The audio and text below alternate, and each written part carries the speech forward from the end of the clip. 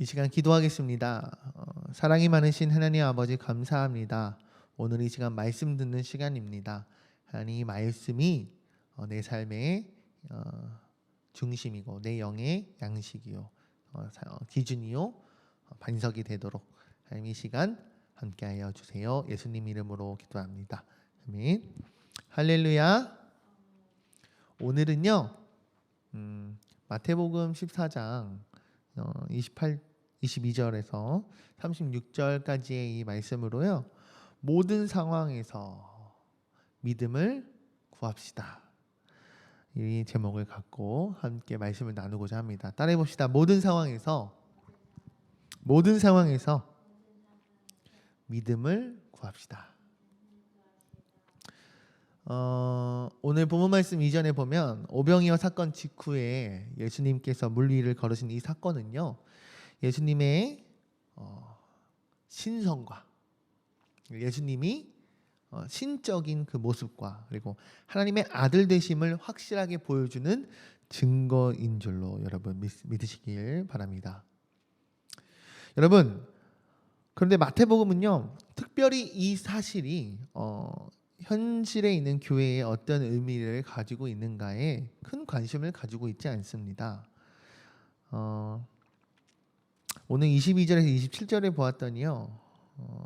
주님은 말씀하십니다. 나다 두려워하지 말라라고 말이죠. 제자들은 배를 타고 앞서가는 중이었습니다. 예수님은 그 가운데 제자들을 먼저 보내시고 예수님은 산에 올라가서 기도하셨습니다. 이것은 예수님께서 교회를 떠나 승천하시고 교회는 세상으로 파송되는 모습을 연상하게 됩니다. 제자들은 물 위에서 바람과 물결로 인해서 고난을 당하고요. 죽음의 위험 앞에서 놓여 있습니다. 근데 이것은요. 초대교회가 세상 가운데 처하였던 그런 초대교회의 모습, 초대교회의 상황과 매우 비슷합니다. 이때 예수님께서 물 위로 걸어오시는 그러한 모습을 보고 제자들은 유령이라며 매우 두려워하는 모습을 우리는 볼 수 있습니다. 여러분, 무속적인 시각에 의하면 바다는요 악령의 집합지였어요. 왜 우리 옛날에 보면 바다에 우리 영화에서도 볼 수 있듯이 뭐가 있죠? 캐리비안 해적 아세요? 영화? 캐리비안 해적을 보면 막 문어인간, 크라켄 해적들이 다 막 악에 씌여서 저주에 걸려서 바다 생물의 모습을 하고 있는 이러한 어떤 옛날의 신화와 같이 바다가 그런 이미지였다는 거죠. 여러분 바다 위를 걸어 오시는 예수님을 보고 제자들은 무슨 생각을 했을까요? 아마 유령이 다가온다. 드디어 우리가 죽음의 문턱에 놓였구나. 저승사자가 우리를 데리러 오는구나 라고 생각했을지도 모르겠어요. 근데 이때 예수님은 즉시 나다! I am! 이라고 예수님 말씀하시며 두려워하지 말라고 제자들에게 선포하십니다. 할렐루야. 이것은요 호렙산에서 모세를 만나신 하나님께서 모세에게 자신을 소개하는 어구와 똑같아요. 출애굽기 3장 14절에요. 우리 어성경에서 배웠죠.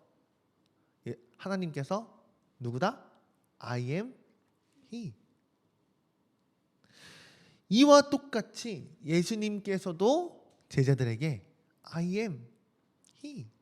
나다. 두려워하지 말라 라고 말씀하십니다. 사랑하는 우리 공감교회 성도 여러분, 이 말씀은요 교회가 세상으로부터 고난을 당할 때에, 교회가 세상으로부터 비판을 받을 때, 혹은 딱 지금과 같은 시대 말이죠. 이때예요. 여러분, 비록 우리가 지금은 힘들지라도, 비록 우리가 지금은 힘이 빠질지라도, 우리가 위축될지라도 하나님께서는 우리에게 오늘 동일한 은혜로서 걸어오시는 줄로 믿습니다. 주님께서 그 거센 폭풍과 흑암을 뚫고 그 거센 파도와 바람을 뚫고 우리에게 걸어오셔서 두려워하지 말아라. 나다. 내가 왔다라고 말씀하셨듯이 우리들의 교회와 우리의 가정과 우리들의 마음 가운데 주님 찾아오실 줄로 믿습니다. 여러분 두려워하지 맙시다. 담대함을 갖고 주님 의지하며 나아가는 우리가 되었으면 좋겠습니다. 여러분 그렇다면 28절과 33절을 보았더니요. 예수님은 누구의 아들? 하나님의 아들이심을 우리가 알 수 있네요. 우리는 베드로의 모습을 통해서 교회의 현실과 교회를 구원하시는 예수님의 모습을 볼 수가 있습니다. 분명히 베드로는 믿음을 가진 자였어요. 여러분 이것을 아시겠죠?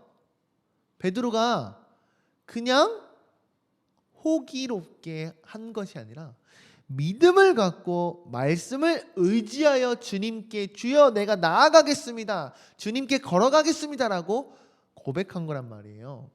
그런데 여러분 분명히 믿음을 가진 베드로였고 말씀을 의지하여 물 위를 내딛었던 베드로였지만 이러한 베드로가 바람을 보고 두려워하여 바다에 가라앉을 때 주님께 구원을 요청하는 사실을 우리는 알 수 있어요. 그리고는 예수님 말씀하시죠. 베드로에게 믿음이 없는 자야 라고 책망하시는 모습을 우리는 볼 수 있어요. 이 장면을 통해서 여러분 오늘날 우리들의 교회를 한번 돌아보았으면 좋겠습니다. 우리가 보기에는요 하나님의 나라는 저 멀리 있는 것 같아요. 우리가 보기에는요 주님은 저 멀리 계시는 것만 같아요. 우리 주변은 우리를 어떻게든 끌어내리려는 우리를 향한 창과 검이 놓여 있는 그런 세상의 위협 가운데 쌓여 있는 것만 같아요. 물론 이러한 상황에서 혹은 우리들의 삶의 모든 상황에서 여러분 완전한 믿음을 갖기는 어렵지만 믿음을 갖는다 하여도 의심하여 금방 넘어지고 의심하여 금방 무너질 수 있지만 그럼에도 불구하고 예수님은 우리를 구원하신다라는 그 사실 베드로에게 믿음이 적은 자여 어찌하여 의심하였느냐라고 책망하셨지만 베드로의 손을 잡아 이끄시며 끌어올리셨던 예수님의 모습을 바라보면서 우리가 이 시간 하나님의 아들 되시는 예수님께 나아가는 우리 공감교회가 되었으면 좋겠어요. 할렐루야. 예수님은 하나님의 아들이심을 나타내십니다. 또한 그것을 통하여서 우리를 구원하시는 줄로 여러분 믿으시길 바랍니다. 아멘. 여러분 우리의 삶에 찾아오는 모든 문제는요 예수님께서 하나님의 아들이심을 고백하는 자들에게는 예수님의 임재 가운데 예수님의 능력과 은혜 가운데 더 이상 문제가 되지 않을 줄로 믿습니다. 우리의 문제를 문제로 삼지 않으시는 우리의 문제를 훨씬 뛰어넘으시는 주님의 그 놀라우심 그 능력을 우리가 의지하며 나아가는 공감교회가 되었으면 좋겠습니다. 아멘. 마지막 모든 상황 오늘 말씀 제목처럼 모든 상황에서 믿음을 구하자라는 이 주제에서 여러분 마지막 드리고 싶은 말씀은 믿으면 구원을 얻는다라는 거예요. 여러분 아멘이십니까? 오늘 34절부터 36절까지의 말씀을 우리 함께 읽어보겠습니다. 시작. 그들이 건너가 게네사렛 땅에 이르니 그곳 사람들이 예수인신 줄을 알고 그 근방에 두루 통제하여 모든 병든 자를 예수께 데리고 와서 다만 예수의 옷자락에도 손을 대게 하시기를 간구하니 손을 대는 자는 다 나음을 얻으니라. 아멘. 오늘 예수님께서 물 위를 걸으신 이 사건의 마무리는요 수많은 사람들이 치유받는 이야기로 이 말씀은 마무리되고 있습니다. 게네사렛에 예수님께서 오시자 그 근방에 있는 사람들이 주변에 예수님이 오셨어, 메시아가 우리에게 찾아오셨어 라고 막 소식통을 통해서 통지합니다. 이를 통해서 그 근방에 있는 모든 아픈 자와 병든 자와 연약한 자들이 주님께 몰리게 됩니다. 병자들이 너무 많아요. 너무 많은 인파가 몰려요. 그래서 예수님께서 한 명 한 명을 다 어루만지고 치유해 줄 수 있는 상황이 아닌 거죠. 이들은 예수님의 주위에 몰려들었습니다. 근데 이들이 고백합니다. 혹시 그러면 우리가 예수님의 옷자락이라도 만들면 안 됩니까? 우리가 예수님을 터치하기라도 하면 안 됩니까? 이렇게 청합니다. 근데 여러분, 놀라운 역사가 일어납니다. 주님께 손을 댄 모든 자들이 어떻게 됩니까? 그들이 갖고 있던 병이 다 치유를 받게 됩니다. 할렐루야. 이것은 무엇을 우리가 깨달을 수 있습니까? 예수님께서 베푸시는 이 구원의 성격을 너무나도 자세히 나타내고 있다고 생각합니다. 무엇입니까? 손을 대기만 하면 낫는다. 즉, 우리가 이때에 믿는 우리의 믿음의 고백이 뭡니까? 주 예수 그리스도의 이름을, 주 예수 그리스도가 우리의 구원자 되심을, 우리의 메시아이심을 어떻게 하면? 믿기만 하면. 할렐루야. 따라해 봅시다. 믿기만 하면 구원을 받습니다. 아멘. 여러분, 믿는 자에게 능치 못함이 없습니다. 할렐루야. 믿으면 구원을 얻습니다. 할렐루야. 주님은요, 죄인들을 구원하시기 위해 이 땅에 오셨습니다.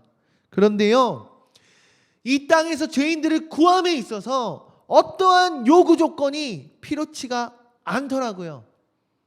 야, 구원받기 위해서 헌금 이만큼 해야 돼. 구원받기 위해서 네가 이것을 보여줘야 돼. 이것을 해야 돼. 더 이상 이것이 아닌 어떠한 요구하는 어떠한 우리의 율법적인 모습이 아닌 우리의 마음과 정성과 믿음과 우리의 모든 것을 다하여 오직 주 예수 그리스도를 믿기만 하면, 할렐루야, 구원을 얻을 수 있다는 거예요. 우리가 이 놀라운 특권과 특혜를 받는 자임을 여러분 늘 잊지 말고 이 은혜를 누리는 자가 되었으면 좋겠습니다. 할렐루야. 오늘 말씀을 좀 마무리하고 싶어요. 제자들의 눈에 비추었던 그 폭풍 가운데 물결과 파도, 여러분 제각각 달랐던 것처럼, 시시각각 변하였던 그 파도의 모양처럼 우리들의 삶 가운데 찾아오는 여러 걱정과 근심과 현실적인 문제들은 각각의 사람마다 다 다를 거고 똑같은 문제가 찾아올지라도 다르게 보일 수 있다라고 생각합니다. 그죠? 하지만 여러분, 궁극적인 그 해결법은, 우리에게 찾아오는 모든 두려움과 걱정과 근심과 세상의 그 문제의 해결법은 단 하나입니다. 무엇입니까? 바로 예수 그리스도. 아멘. 천지를 지으신 하나님과 그리고 그의 아들 예수 그리스도를 믿는 것, 우리는 이것을 통해서 그 모든 문제와 죄 가운데 우리가 해결할 수 없는 것들을 해결받을 수 있는 줄로 믿습니다. 할렐루야. 우리의 부족한 믿음을 새롭게 하는 이 시간이 되기를 소망하고요. 우리가 주님께 온전히 나아갈 수 있는 그러한 공감교회 모든 성도 여러분과 제가 되기를 간절히 마음을 담아 소망해 봅니다. 오늘 다 함께 기도하시겠습니다. 사랑이 많으신 하나님, 감사합니다. 사순절 두 번째 주일을 지내면서 하나님께서 우리에게 찾아오셔서 예수 그리스도께서 그 폭풍 가운데, 어둠 가운데 모든 상황에 그 모든 문제들을 해치시고 내게 나오실 때, 아버지, 결코 흔들리지 않는 그 믿음 주님께 고백하기 원합니다. 그러나 주님, 저는 너무나도 연약하여서 그러한 믿음의 고백을 말씀을 의지하였음에도 불구하고 세상에 걸려 넘어질 때가 많습니다. 그러나 주님께서 우리에게 믿음이 연약한 자여 어찌하여 내가 의심을 하였느냐라고 하시지만 우리의 손을 강력히 잡으시고 끌어올리셨던 그 은혜를 우리가 늘 경험하게 하시고 다시는 세상에 넘어지지 않도록 늘 말씀을 중심 삼고 은혜에 충만하게 살 수 있도록, 즉 성령 충만함으로 우리의 삶을 살아낼 수 있는 우리 모든 공감교회 성도가 될 수 있도록 하나님 함께하여 주시옵소서. 예수님의 이름으로 감사하며 기도합나이다. 아멘.